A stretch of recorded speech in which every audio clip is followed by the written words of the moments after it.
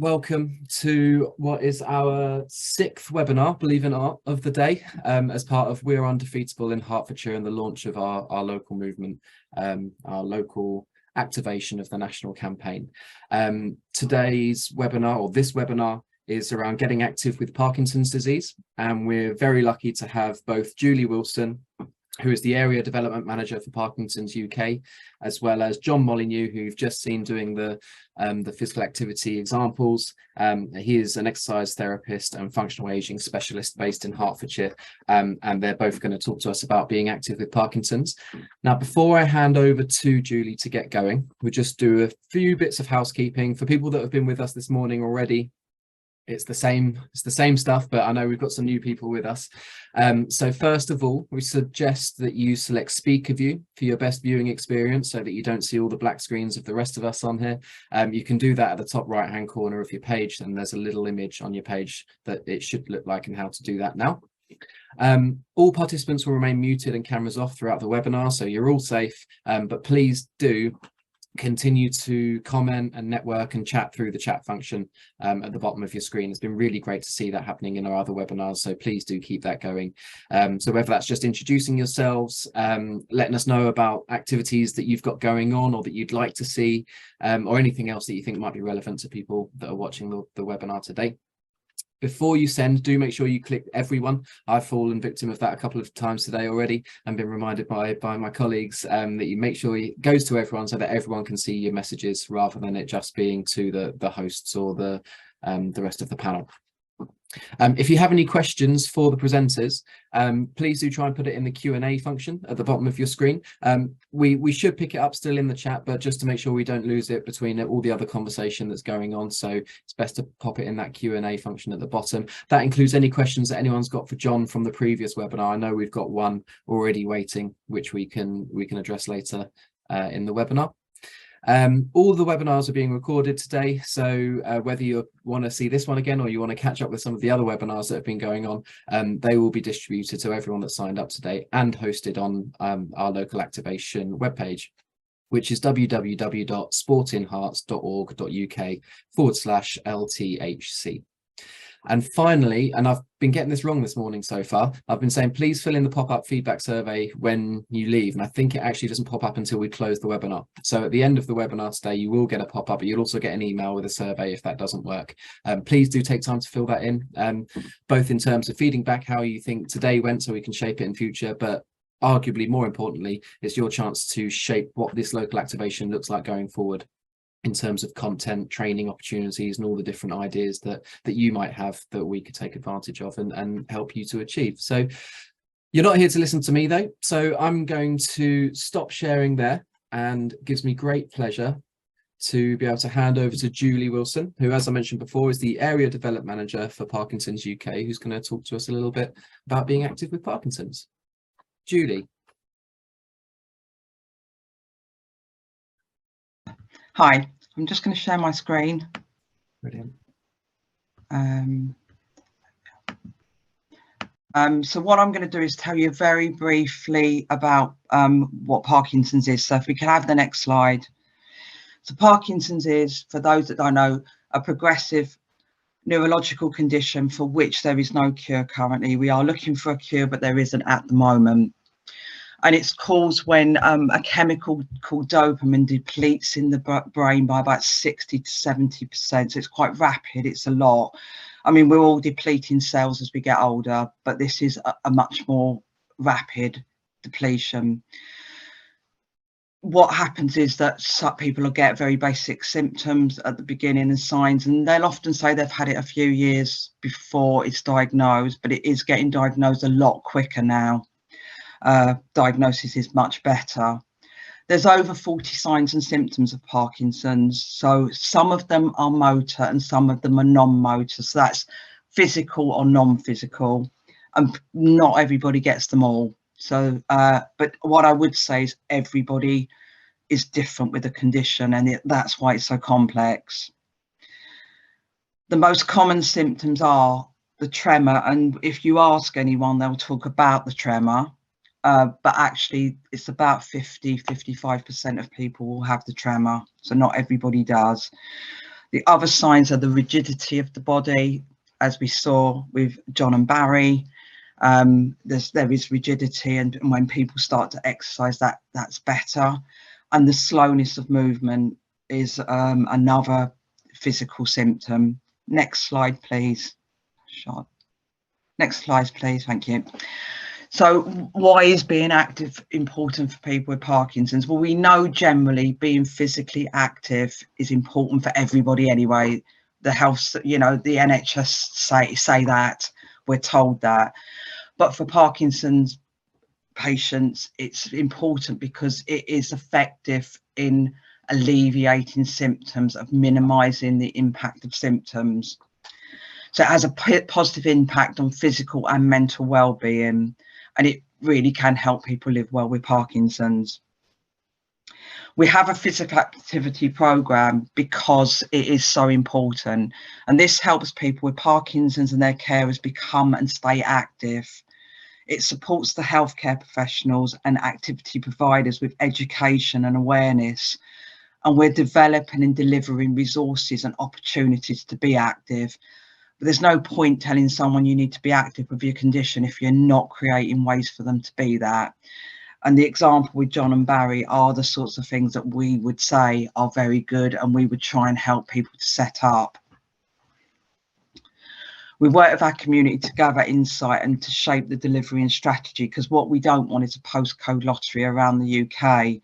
We want to have a strategy where exercise and physical activity really is inbuilt into the health service, and patients with Parkinson's, living with Parkinson's, are getting access to exercise as part of their treatment plans.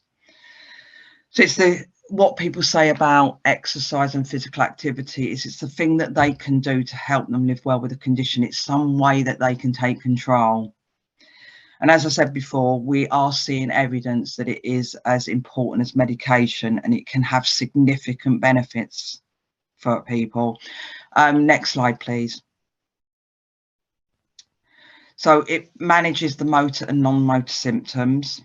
High intensity aerobic activities show beneficial effects in improving motor function. People living with Parkinson's, those big movements that John and Barry were just doing, that's what will help with the motor functions, with that slowness of movement, making movements much bigger. And we know that people's quality of life is enhanced and their independence and confidence is maintained by exercise and physical activity, because the more they're using it and the more they're using that activity to get the movement going, people feel more confident, because falls and balance is quite key in Parkinson's. And research is suggesting that dopamine is basically activated more. So what dopamine is in the brain is activated more when people exercise, so it stimulates it to work better. So when people have exercised, they're able to move better anyway. Next slide, please. So we want everyone with Parkinson's to become and stay active. So not everyone is active when they start their journey with Parkinson's. We know that. They are sometimes. It depends on what your lifestyle's been before, but the idea is that people do some activity and continue with it.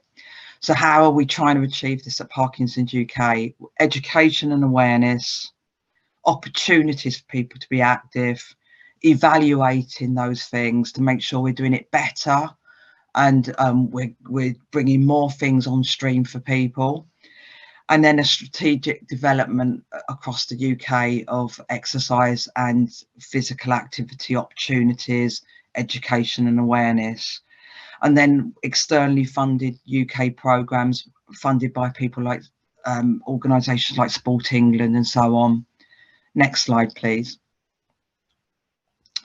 So the education and awareness, we've got an online awareness course. Lots of those are coming on stream for people with Parkinson's. They can just go online and have a look, making sure people understand that they can take control of their condition and live well by doing some exercise and physical activity.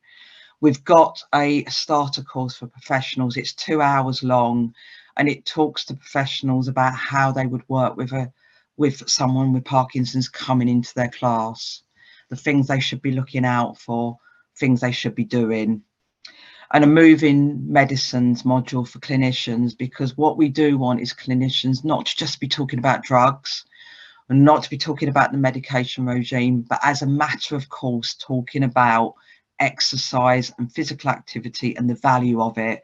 We do know that from evidence that if a clinician tells a patient about something, they will do it. Generally they'll have a go at it. So we really want that in the mindsets of our clinicians now. And then for those people that want to be active at home, we've got resources for those people as well. And a great guide, Being Active with Parkinson's, has become available, and that's excellent. And it's a kind of toolkit for people. And on the Parkinson's UK website, we also have great resources for people living with Parkinson's, but actually professionals that want to work with people that have Parkinson's. Next slide, please. And we're still stopping through this because I know we've started late. What we're also trying to do is, we can't do all of this on our own, and that's for sure. To sort of put these range of programs on is really quite time consuming. We don't have all the expertise. So what we're doing is working in partnership with a lot of organisations. So the national organisations, governing bodies are things like the Lawn Tennis Association, England Boxing, Nordic Walking UK, who are offering us their resource to train leaders across the country, so that we can cascade out these wonderful opportunities to do sparring, to do boxing, to do Nordic walking and tennis, etc. There's so much that we're doing at the moment. We've got partnerships with Everyone Active, who have offered anyone with Parkinson's that's diagnosed and their family carer a free membership, which has been amazing, an amazing offer. It's worth up to £800 a year for a household. We've got Rock Steady Boxing that are doing lots of training, very low cost, because it's quite a high cost training program. And in our local areas, including Hertfordshire, we've got partnerships including our borough councils, our instructors, other local organisations with similar goals, so that we're not working in isolation in the community. We're working together with other organisations that want to make things happen. And we're not only looking to work with organisations that only want to work with people that are affected by Parkinson's. Any organisations that are working in similar sort of neurology, so things like MS, etc., that sort of thing, we'll be working with those organisations as well. We have a grant system, which is a physical activity grant system. It's looking to reach new communities where there aren't a lot of opportunities already, and things that are quite innovative to do. So we've got lots of new types of exercise coming on stream because of this activity grant. And we have a bidding process every year that people can put their bid in and obviously hopefully get the money. And then we'll also endorse pilots that are really very good, and we'll look at ways at how we can promote those trusted programs. Next slide, please. So if we were going to look at our 4 key messages from Parkinson's UK, some is good, more is better. So to do some, we're saying is good, but to try and increase that is much better. Make it enjoyable for yourself and make it varied. So 2.5 hours of the same thing every week can get a bit monotonous. So look at different things that you can do. What we would say is do some high intensity work, but also do some things where you're looking at your balance, walking, even like gardening. What suits you to do is what you need to do. And challenge the brain, things that mean that you've got to think about what you're doing. So Nordic walking, boxercise, things like that, because you've got to work out where your hands are going to go, where you're going to put the poles. Challenge the brain at the same time. And making it social. The more successful exercise programs will usually have a social event attached to them. Now that's just simply a cup of coffee, people being able to make their own communities and to sort of start to give their own tips and techniques. People talk about going to something else together, and it makes like a lovely community for people. And next slide, please. So in Hertfordshire, what we're doing is taking the national plans, but we're also trying to do a little bit different. We know that our NHS colleagues are the key to us getting referrals into our exercise programs, our physical activity programs. Working closely with the NHS, we're creating hubs at the moment. We've got one already created. We're trying to do about another 5 or 6 around the county. These are going to be one-stop shops where people can come to the hubs, do 2 or 3 targeted exercise programs. They can also take part, if we can get into the Everyone Active centres, in their offer, which is free gym membership. We've got information there, the social side, but we're also trying to encourage our NHS colleagues to have clinics within those settings. So the clinics will be things like our speech and language team and our physio team, doing maybe 2 clinics a year there, where they have proactive tips for people to stay well with Parkinson's, and then they move them on to our sessions. Confidence to exercise, increasing people's confidence to exercise in the county by making it sort of more viable for them to see how they exercise, what the exercise involves, getting our instructors as upgraded and in touch with what Parkinson's is as possible, and having exercise buddies at the classes is some of the ideas. And very quickly, we're going to look at transport needs, because we know if we're telling people to exercise, to do physical activity, if we're not getting them there because they can't get there, then that's not going to be good. And that's me. I think we've gone up to the time. We have got a video, but we'll leave that. That's fine. That'll come out to you all. Brilliant. Thank you so much, Julie. Really good. Yeah, I've got the video. So what it's in the slides. So when we share the slides, everyone can watch that. And what, just as a quick, what did the video cover? Is it a sort of summary? It talks about the sort of intensities and so on that people should be doing, and how they measure the intensity, because what's intense for someone isn't for other people. Absolutely brilliant. Well, that will come round to everyone with the slides and the follow-up to this event. We have had one question. It's a quick question from Nick, who has asked for Julie, when will the activity grants open for 2023? Do you know? Yeah, we're opening up in April. So April they'll come up, and they're the maximum of £2,500 to start something up.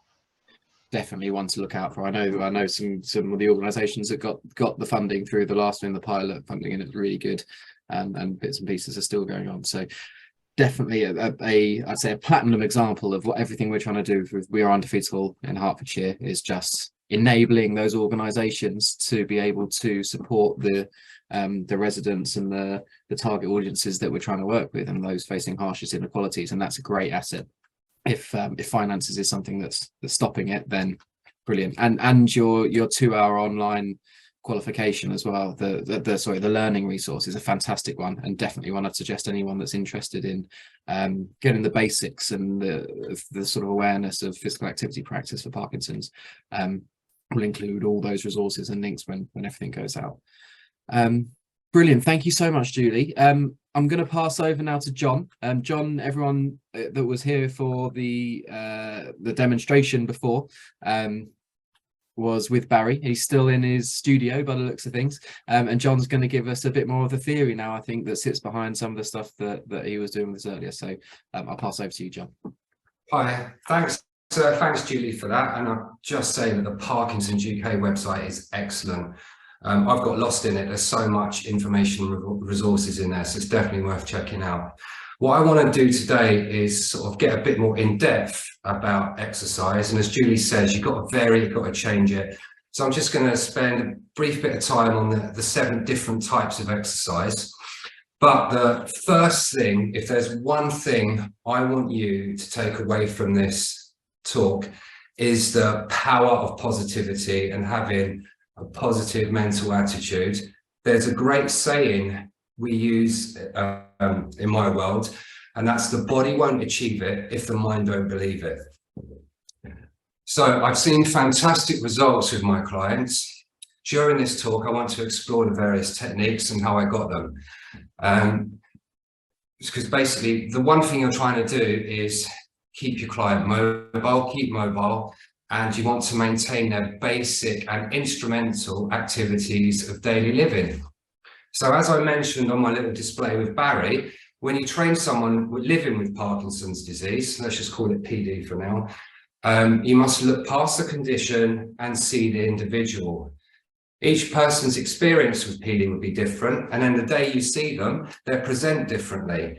And long before the Parkinson's diagnosis, they would have played sports, had a job, created all sorts of imbalances and tensions of the body, and you have to address that as well. For example, if we look at Barry, the main symptom that bothers him are his tremors. So he gets tremors in the arms. So we do a lot of exercise, working with the arms to help reduce the tremors. Whereas I've got another client of mine, doesn't have tremors at all, but his personal main symptom is he leans forward. So he's got reduced axial extension. So we do a lot of stretching and posture work to help with that. Julie mentioned the three main symptoms of Parkinson's. So you've got the tremors, which is the involuntary shaking of parts of the body. You've got rigidity, which is stiff and inflexible muscles. And I'll talk about that a bit more later. And then you've got the bradykinesia, which is the slow movement. So Parkinson's, as I said earlier, Parkinson's makes you slow and small.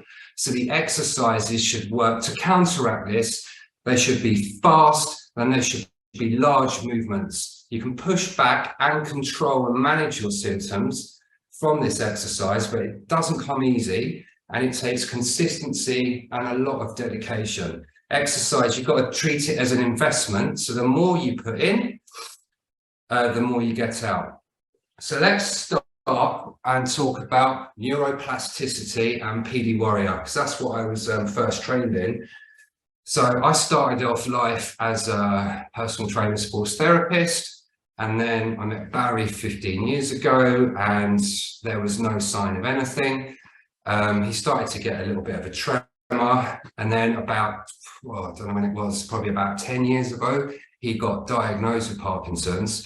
And up until then, back then, 20, 15 years ago, there was nothing like there is now. There's so much evidence-backed research on the exercise. And him and his wife kindly sponsored me to go and do a PD Warrior course. And we've seen fantastic results. And it's just gone from strength to strength, having an interest, a personal interest in it. So with PD Warrior, what you're trying to achieve are neuroprotection, neurorestoration, and neuroplasticity. So the exercises are designed to slow the progression of PD by helping the brain to naturally rewire and protect itself.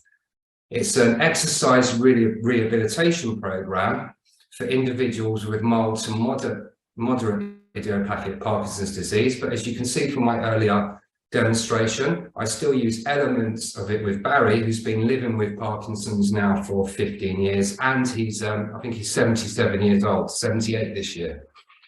So the way PD Warrior works, it rewires the brain by helping you move more freely without having to think about it. And the exercises are short but effective, and as I said earlier, they need that 80% effort output. They concentrate on dual tasking training, which is performing two tasks at once. As with PD, the movements that you normally have to think about become less automatic due to the damage in the basal ganglia, which controls speech, movement, and posture. All of the information here and the references, they're also, I think we'll probably put them up, but they're also on my website, which is www.mollyfit.co.uk. I've put my notes for this talk up there and all the reference material. So that's neuroplasticity. So let's talk about high intensity. So research has shown that HIIT, or high intensity, can stimulate growth and function of nerves and reduce rigidity and stiffness, which improves balance and muscle control. A typical HIIT session is 30 seconds hard and then a recovery period. But that depends on the fitness level. So someone that's got a good level of fitness, they go hard and fast for 30 seconds, and it might take 30 seconds recovery. Someone that's not as fit, it might take between 2 to 3 and sometimes 5 minutes. So it's all very specific for the individual. So then that little 30 seconds on and then recovery period is repeated for a 20-minute period. And I think research has shown that it's best when it's carried out 3 times a week. The one thing to watch out for with HIIT though, is if you go off the normal scales, it's 220 minus your age, and then you find your maximum heart rate, and then you try and work out 80% of that. But Parkinson's medication can lower blood pressure and it can lower heart rate. So don't follow the 220 minus age scale too closely. So for example, if you're trying to get someone up to 140 beats per minute when they're doing their high intensity, from a resting heart rate of 45 beats per minute, that's going to take a massive amount of effort and put much more of a strain on the heart than going from someone who's got a resting heart rate of 80 beats per minute. So you've got to reduce the maximum accordingly, depending on that individual. So that's high intensity training. So let's move on to boxing. So I did a little bit of boxing in my presentation, because you can see it's fun, it's high energy. And for one, it helps to improve motor skills, but also it's a great dual tasking exercise, especially when you add in footwork, so the feet stepping forward with the punches. Boxing helps address symptoms such as tremor, balance, strength, posture, but will also, let's not forget the psychological symptoms. Depression and anxiety are also symptoms of PD. And I found that the boxing sessions can really help with that. If boxing is not your thing, then you can try a cushion slam. That's also effective. And we use that. I'll give you a little demonstration. All you do is you need a cushion. Bear with me, I'll change the computer, so you only get like my top half or my bottom half. But basically, when I get to the wall, you bring the pillow up behind the head, so you stretch it out and then slam it down on the floor as hard as you can. And then also you want to try and turn every task into an activity or an exercise. So when you're picking up a pillow, this is when we go into the queuing, count from 3, 2, 1, and try and pick it down, pick it up with both hands and pull it up. So again, if boxing isn't your thing, then a cushion slam is really effective. Gets a heart pump in and you move lifting. You try 4 of those. When this is finished, you'll see what I mean. So that's boxing. Let's talk about consistent cycling at 80 RPM. So there have been many studies on this, and they show that high cadence cycling is said to promote and improve all motor symptoms of PD.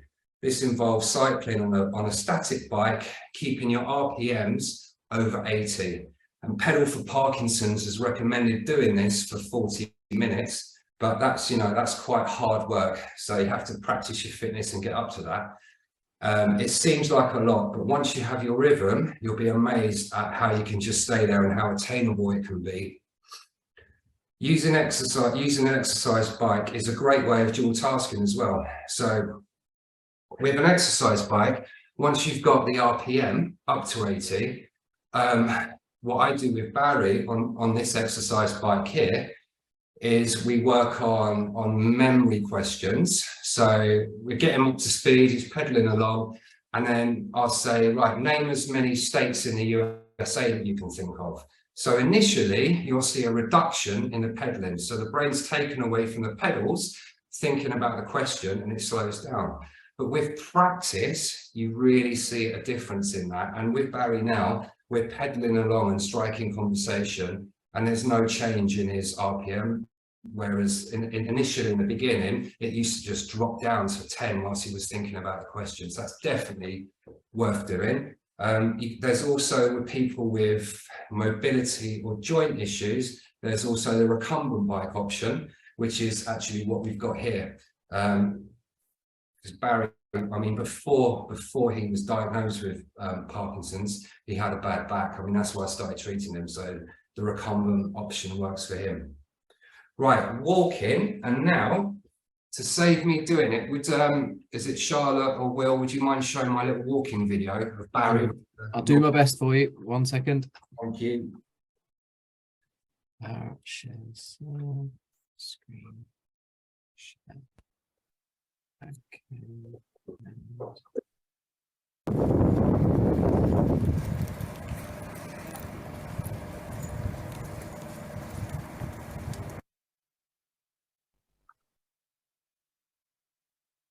Okay. Right, I didn't see, did everyone see that? I had a frozen picture. I didn't see anything. Did anyone else have movement on that? Anyone pop in the chat? Mine was frozen as well, I'm afraid. Oh, no. Okay, we try again? Let me try again. It's Hold on. really interesting. Share screen.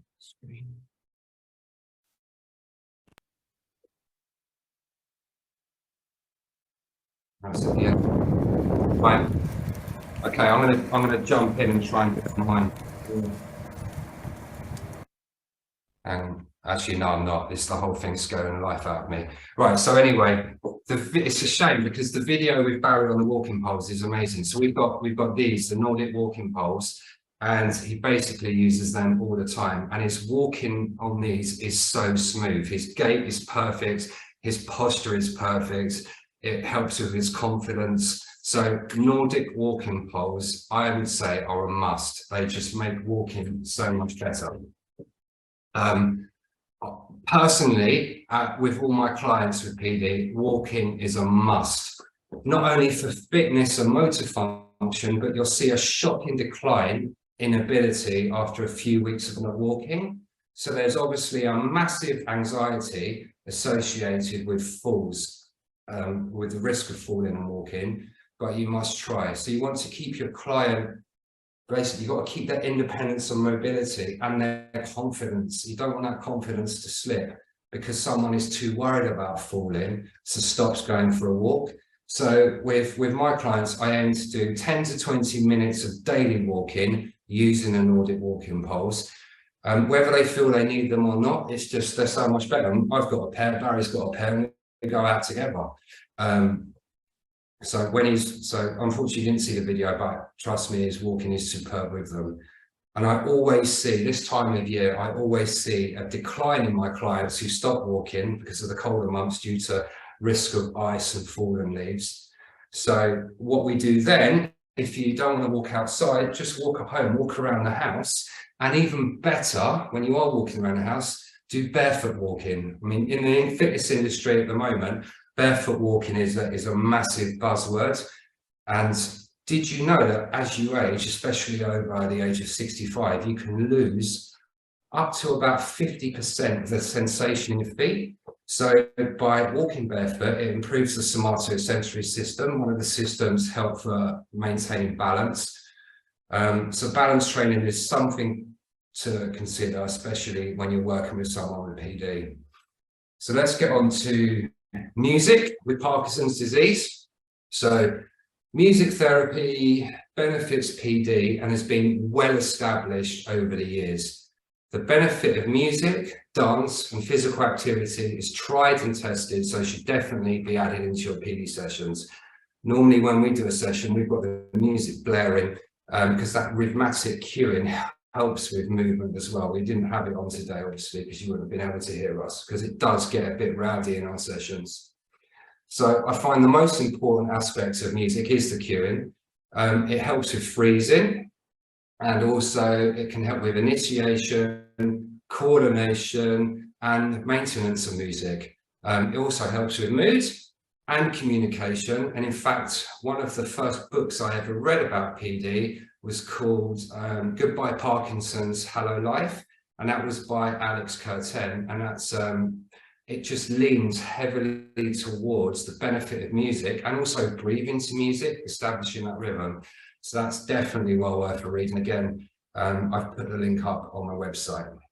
So I want to talk about rigidity. As Julie said, it's one of the main symptoms, and I've come across it with every single one of my clients, my PD clients, but also it changes on the day. So today, Barry's rigidity was in his lower back. I mean, I massage him once a week, and so I'm pretty au fait with how his back feels at the moment, and it's been beautiful lately, nice and soft and moving easily. But today it was quite stiff. You know, take the fall out of the equation. I can turn up one day and his shoulders are tight, or his quads might be tight, or calves might be tight. This is why I really want to spend a bit of time talking about rigidity. So it's the main symptom I deal with my clients, but it's also the main, what would I say? It will really reduce what I think. It really reduced the most mobility in my clients, but frustratingly, it's the easiest to fix. So as I said earlier in my demonstration with Barry, each time you see your client, they present with different stiffness and rigidity. So I'm just going to have a glass of water. I've got off track. So I used to massage my clients regularly because of this. So I'm a sports therapist, so my sort of the main hat I wear is sort of working with the body and using massage to help that. But annoyingly, when you get someone on the couch, the massage literally takes 2 minutes to reduce the rigidity, whereas it might take 5 minutes in Barry's case to help with undressing and help him get on the couch. So even better than massage are one of these, the massage guns. And we use these, well, I get him to use it every day. And you just turn it on, just a nice light setting, and you just work over, nice and gently, work over what areas causing the problems of that day. And literally after not even 2 minutes, 30 seconds to a minute of using this, the rigidity disappears. So I would say, if you can, get yourself a massage gun. They are brilliant. Right, another great way to help reduce rigidity is heat. Again, you know, this is just down to experience. When I was massaging Barry, it used to frustrate me how long it took to get him on the table and then the massage would just be a 2-minute jobby. So we bought a heat mat, and we get him to lie on that, and that really loosens off. After a couple of minutes of lying on the heat mat, it loosens off his back and legs. So that's another investment: electric blanket or a heat mat if you haven't got a massage gun. So my final thoughts are basically, be prepared. Falls, unfortunately, are inevitable. As you can see, Barry had a little slip yesterday and he hasn't fallen for over a year. So they're bound to happen. So at some point, you want to practice for them. Your client might have excellent mobility and is able to get up from the floor with minimal effort, but one day that might change. So it's better to be prepared for this, which is why at least once a week, I practice drills getting up and down from the floor. So depending on ability, use a sofa, a chair and a bed, and get your client to practice lunging. So it's literally just use the chairs. I've got that to hand. With Barry, I use the bed because it's a larger surface area and he's more comfortable there. And we just put our hands down and we put one knee down, then we sit down on the floor, and then we reverse that, put the hands on the bed, one knee up, and then stand using the core. So you can see, you met him earlier, he's quite a unit and his wife's little, and it's quite difficult for her to help get him up. So, you know, unfortunately, it was horrible to hear that he fell yesterday, but what was nice was that he managed, because of the work we do, he managed to pick himself up afterwards. So that was great. Before I go, I just wanted to mention a trial that seems really promising, and that's using vibration to combat the symptoms of Parkinson's disease. So vibrations have been known to help with PD since the 19th century. And that was when Professor Jean-Martin Charcot noticed that when his patients were coming to visit him after a bumpy carriage ride, their symptoms improved. And there's a company called Charcot Neurotech, which is trialing the Q1. And actually Barry had that on today. And since he's been wearing it, he stands up a lot straighter, and his legs, he doesn't bend his knees so much, and he doesn't freeze as much. So that's definitely, it's called the Q1. So it's a little wearable device, and it produces a pattern of vibrations which help focus, stimulation and cueing. That links up on my website. And also the technology is also being trialed with the Michael J. Fox Foundation, but they're using vibrating gloves, whereas the Q1 is a device that sticks to your chest with a bit of adhesive tape. So have a look. Well, that's basically me finished waffling. Have you got any questions? That's fantastic, John. I've known you for a long time, but I've not heard you speak as in depth and passionately about the topic. I don't think. Sorry, I lost it a bit. It's the first time I've done it. No, it's brilliant. It was brilliant, and I think and that's reflected by lots of the comments from both your demonstration earlier and since that people have been commenting in the chat. Oh, I'm just going to scroll down actually because I've got a couple of new comments. Do you know the name of the vibration machine? Yes, it's called a Q1, and the link I sent you on my notes, so you can go on my website, look at the notes. So I'm sure you're going to put them up afterwards anyway, aren't you? So brilliant. It's a trial at the moment. I think it's closed, but there's all the information on there, because obviously they will put it out there when the trial's over. Brilliant. That's great. And then Rick has also asked, or is sort of commented and asked, so Barry was no doubt slightly lower on confidence today after his fall. Did you have to talk with Barry around his fall and to have a positive pep talk with him, so he was psychologically better prepared before doing his exercise today at all? No, I didn't want to. I didn't want to do that because I wanted to demonstrate that, you know, things don't always go to plan. So I wanted him sort of fresh as you were for this session. All I did was, you know, I've been doing massage for 25 years, so my sense of touch, I've sort of homed in. So I just ran it down his back just to see where it was tight. I asked him if he was in pain.